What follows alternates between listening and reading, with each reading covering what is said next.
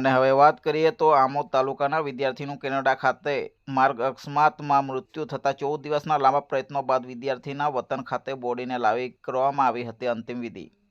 ત્યારે વાત કરવામાં આવે તો આમોદના આ ઋષભે જે પ્લેનમાં સપનાની ઉડાન ભરી હતી એ ઋષભને ક્યાં ખબર હતી કે આ તેની અંતિમ સફર હશે અને તેમના મૃતદેહ પ્લેન મારફતે લાવવામાં આવશે વતન।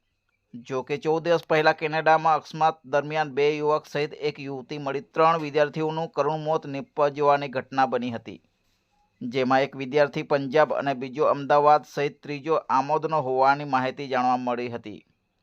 ત્યારે આ 3 વિદ્યાર્થીઓ પૈકી આમોદના વિદ્યાર્થીના મૃતદેહને પ્લેન દ્વારા કેનેડાથી વતન લાવવામાં આવ્યો હતો, જેથી મૃતકના સૌને કેનેડાથી પ્લેન દ્વારા વતન લાવવામાં આવતા મૃતકના પરિવારજનો સહિત જંબુસરના ધારાસભ્ય દેવકિશોર સ્વામીએ વડાપ્રધાનનો આભાર માન્યો હતો। જાણવા મળી રહ્યું છે કે બ્રહ્મપટ્ટનમાં ટ્રક અને કાર વચ્ચે ગોઝારો અકસ્માત સર્જાયાની ઘટના કેમેરામાં કેદ થતાં આમોદમાં શોકની લાગણી વ્યાપી ગઈ હતી।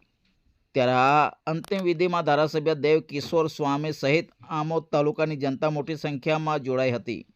વધુમાં એ પણ જાણવા મળ્યું હતું કે આ અમદાવાદની એક સ્ટુડન્ટ અને પંજાબના એક સ્ટુડન્ટનું પણ આ કાર એક્સિડન્ટમાં મોત નીપજ્યું છે।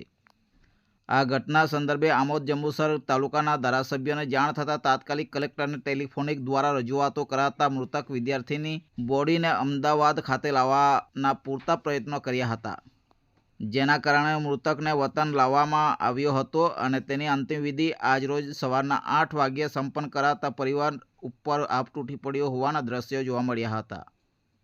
જ્યારે મૃતક પુત્રનો મૃતદેહ વતન પહોંચાડવા બદલ મૃતકના પિતાએ ગુજરાત સરકાર અને દેશના વડાપ્રધાન સહિત આમોદ જંબુસરના ધારાસભ્ય દેવકિશોર સ્વામી અને તેમના પુત્રના મિત્રોનો કર્યો હતો આભાર વ્યક્ત।